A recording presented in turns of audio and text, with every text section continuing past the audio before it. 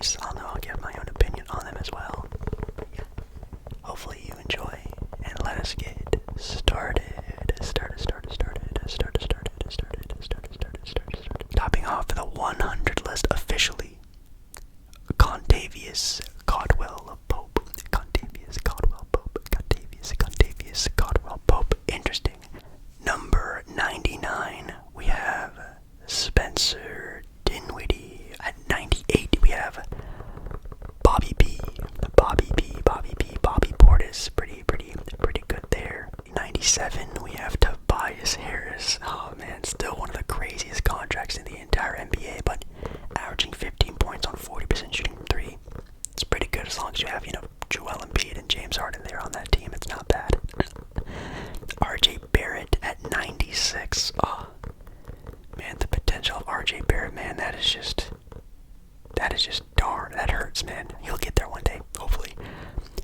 They actually have Emmanuel quickly ranked above RJ.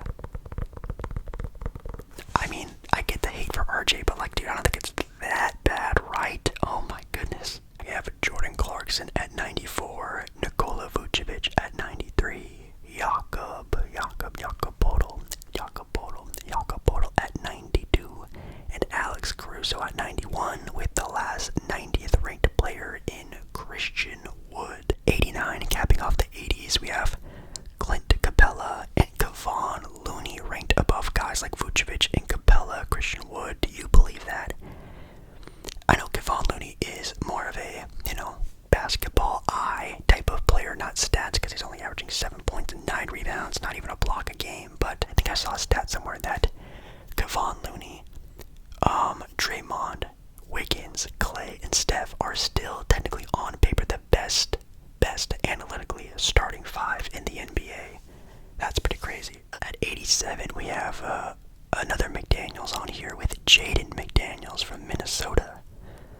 Wow, that's pretty interesting. 86, we have Steven Adams. That might be another on-court presence type of thing, because man, yeah, not the greatest stats, but he does make that Memphis Grizzlies team run a lot better when he's definitely there down in the paint, especially with a guy like Jaren Jackson Jr., who we might be seeing a lot higher up on this listing. At 85, we have Zubac. Oh, speaking of the Clippers, we have Norman Powell, ex-Portland Trailblazer, averaging about 17 points and 41% shooting from three. 83, we have Wendell Carter Jr. 82, we have Derek White. 81, we have Kendall Johnson. Definitely, in my opinion, should have shown a little bit more growth this season. Devin Vassell, though, definitely showed a lot this year. Very excited to see him play more. And at 80, Mike Conley. Now we're in the 70s range. 79, we have Devin Vassell, like we just talked about, this year averaging nearly just as much as Kendall Johnson, nearly 40% shooting from three, over a steal a game, 4 assists. 78, we have Malcolm Brogdon. Kind of forgotten that Brogdon was on the Celtics because he was a starting point guard for a very long time on the Indiana Pacers and on the bench now for the Celtics. 77th, we have DeAndre Ayton. Yes, one of my Arizona Wildcats has looked, well, let's say he had a lot of up and downs this season, and really cool to see him sort of leverage himself out. And hopefully during the playoffs we can see him have another sort of crazy playoff run like he did in 2021. And ranked above him, you can let me know if you believe this, is in fact Al Horford. Would you rather have Al Horford or DeAndre Ayton? I mean, I guess if you're trying to win a single game, I think Al Horford is probably a good pick, but I don't know. I like DeAndre Ayton. 75 is Josh Giddey. No, that's wrong. He should be higher. I mean, 16 points, 8 rebounds, 6 assists. His shooting percentage is pretty bad, which is kind of the only knack he has on this game, that he's not like a knockdown shooter, but still. 74, we have Kyle Kuzma. I mean, I guess you would rather have Kyle Kuzma than Giddey, right? I guess if you're going for a title, obviously you're rebuilding, there's a different question to that. But 73rd, we have Cade Cunningham, who obviously didn't play barely at all this entire season, and hopefully that, forget what injury he had early on in the NBA season. I think it was something to do with his foot.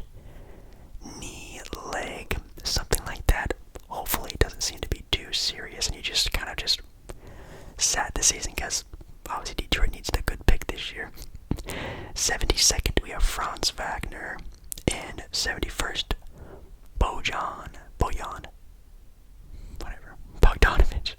The Detroit Pistons, wow.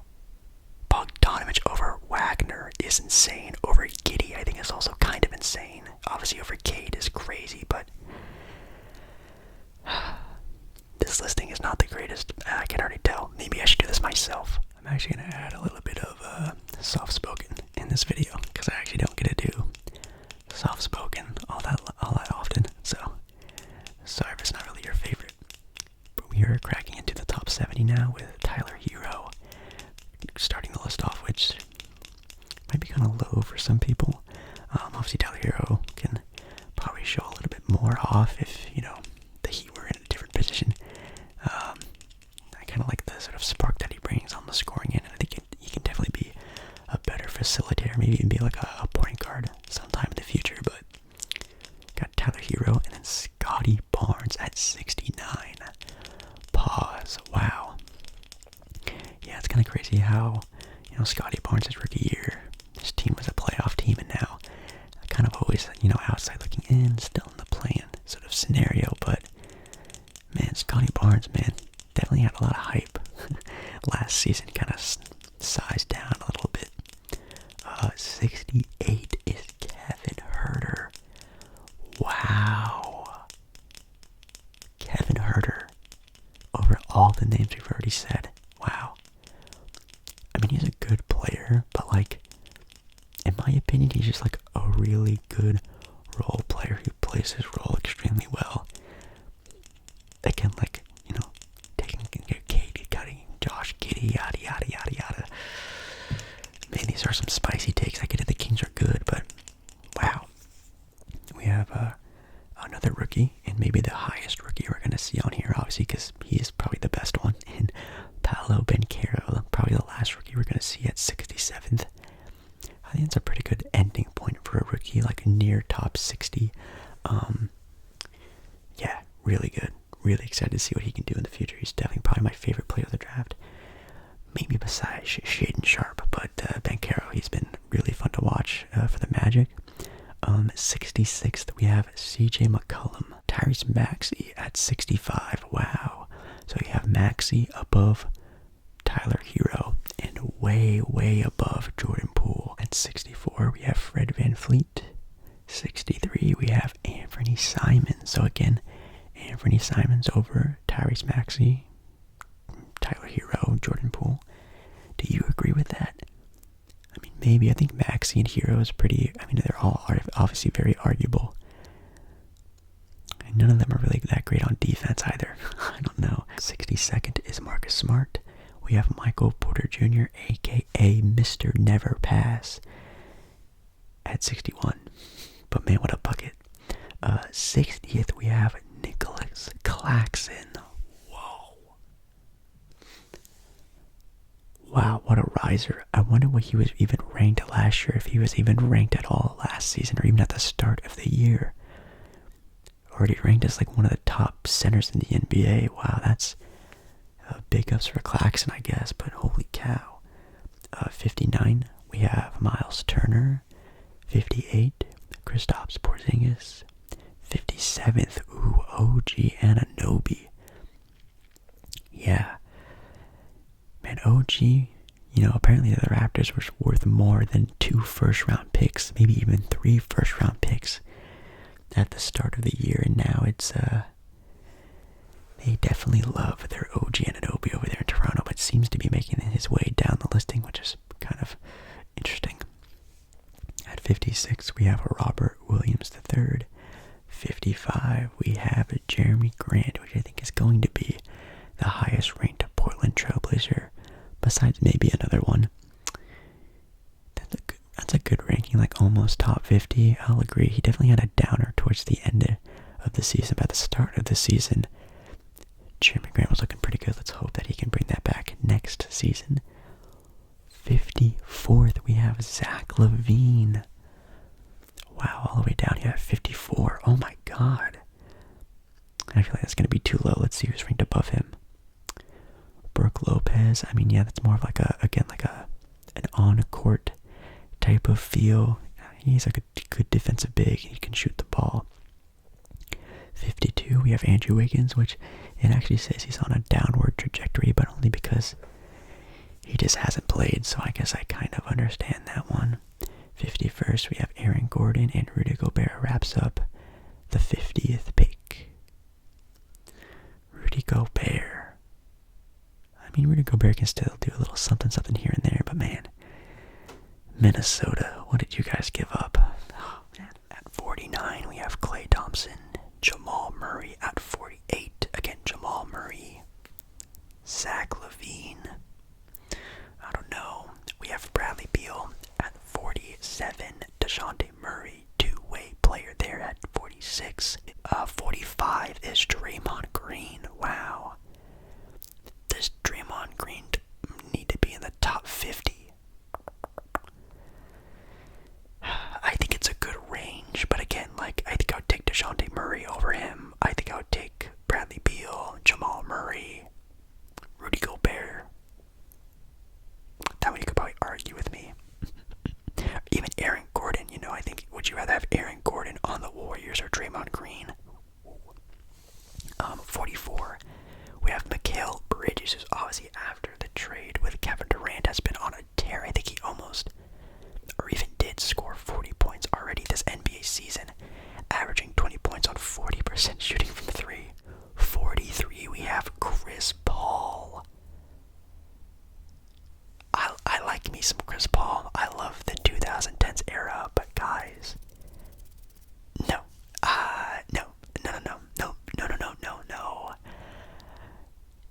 That one's a wee, maybe even more than a wee bit high. Yeah, again, look at the players below and see what would be better on the Suns than Chris Paul, than some of the other guards we've already talked about. Like, come on. 42, we have LaMelo Ball. Wish he could stay healthy.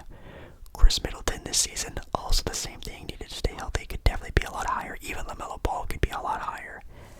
Desmond Bane, the lockdown shooter for Memphis, and Brandon Ingram at 39. I think after the past couple weeks that he's not going to allow help to carry this Pelicans team to at least be in a more playoff position than they were a couple weeks ago. I got to give it up to Brandon Ingram. I think he should be higher. Still very high on Brandon Ingram, even during his Laker days. We have Jared Allen at 38. Evan Mobley at 37, putting the duo right there. And then Jaren Jackson Jr. above them, which I will agree Jaren over Mobley. Karl Anthony Towns at 35. Now we're getting to some juicy names. Jalen Brunson at 34. Man, I know you Knicks fans are loving Jalen Brunson right now. I wonder if any Knicks fans are going to be saying something if they see a player that doesn't belong above Jalen Brunson.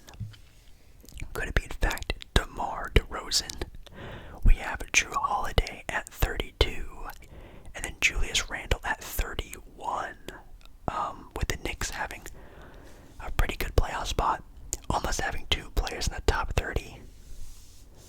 Man, who would have thought? Man, that's wild. 30 though, we have De'Aaron Fox at number 30. Now we're cracking into like all-star level players, so now it's going to be really tough to see where these guys are ranked, because man, that's really going to be tough, because at 29 we have Darius Garland ranked above De'Aaron Fox. Quite honestly, if you flipped both these players for each other on the teams that they're on, I don't think a lot would happen. I think it'd probably be about the same, so okay, and I guess they just rather would have Garland over Fox, which I guess also kind of makes sense, but wow. Here's the other most improved player candidate we talked about earlier, well, reference to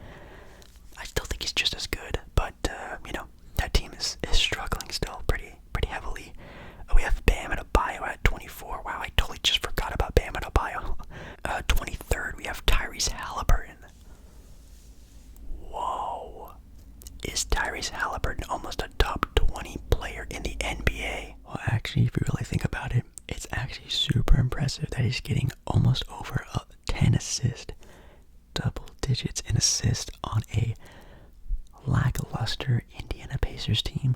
Imagine like 3 to 5 years from now when every one of those players are in their primes. At 22, we have Pascal Siakam. We had a pretty sneaky season, averaging nearly 25, 8, and 6. 21, we have Jaylen Brown. Speaking of someone who might go elsewhere, I don't know. Apparently, Jaylen Brown wants to go somewhere that he feels appreciated. So hopefully that's with Boston. Because if it's not, I think he's a free agent in about 2 years. Or man, if he even asks out, if Boston has a stinker in the playoffs this year, that could be a big possibility. I don't know. 20th, we have my boy, Domantas Sabonis. Ooh. And this one kind of stings with Zion being 19th. It's crazy how Zion is in his 3rd year, going into his 4th year next year, not a top 10 player, even though when fully healthy, he is easily, in my opinion, a top 10 player in the NBA. He definitely showed it too when this fully healthy Pelicans team was like a 4 seed, a 3 seed in the NBA West. Yeah, we all saw it coming. If Zion is not healthy, this team will not go anywhere. Pretty rough. At 18th, we have Paul George. Jimmy Butler at 17th. Who's ranked above Jimmy? James Harden. I think I would still rather have James Harden over... I think I'd still rather have Jimmy Butler over James Harden. I guess that's my own opinion, though. Let's see. Harden is averaging 21 and 11. Wow. When did James Harden start averaging 11 assists per game? That's pretty wild. I mean, Harden is playing a lot better now that he's gotten his feet under him a little bit more. Playing on this new team, getting reevaluated with Joel Embiid, and the play style is turning into a pretty good winning season for them. Ja Morant at 15, who Donovan Mitchell at 14th. I think he might be the highest ranked shooting guard actually right now, which... Oh, actually, no, there's one other one. I can't wait to see him in the playoffs with this team. 13th, we have Anthony Davis, which I'm assuming they're... Well, actually, I don't know if they're assuming at full strength. Wouldn't Zion be a little bit higher if they meant full strength Zion? If they just mean Anthony Davis this season, the entirety of the season has been a top 13 player. I don't know if I'd say that, but at full strength, maybe, yeah, but then you'd probably put some players over and under based off full strength. He's averaging 26 and 12, though, 2 blocks and a steal, and is the biggest X factor in the entire NBA. If LeBron James and AD can both stay healthy, they can win the NBA championship as the 7 seed. Ooh. At 12, we have SGA, and at number 11, we have Devin Booker, who I think might now be the highest ranking shooting guard. So Devin Booker, the number 1 2 guard in the NBA. Do you believe it? Think it should be Donovan Mitchell? Think it should be someone else? Let me know. Okay. Officially the top 10. Number 10, we have GOAT James. No, we have LeBron James, though, at number 10, which I think is reasonable. I think LeBron is still on the edge, the cusp of being top 10. It kind of depends on, like, again, full strength. If you go the entire season, if you go on this, if you go off that. But I think top 10 is a good spot for him. It's a good starting point. He shouldn't be anywhere less than, like, top 15, in my opinion, but top 10 is good. We have Damian Lillard ranked above LeBron. I don't know about that. If anything, I'd rank Lillard a little bit lower, but again, for all those people saying Dame is old, Dame is washed, Dame this, Dame that, he only has, Blazers need to do everything they can so he can win now. The dude is averaging 32 on 40% shooting from 3, averaging the most assists he's ever had in his entire career. Everything is the best that's ever been his entire career. Trust me, there's plenty of time for all you gotta win now Blazers / Dame fans. There's plenty of time. Take a chill pill. Oh my god, I totally forgot. Kawhi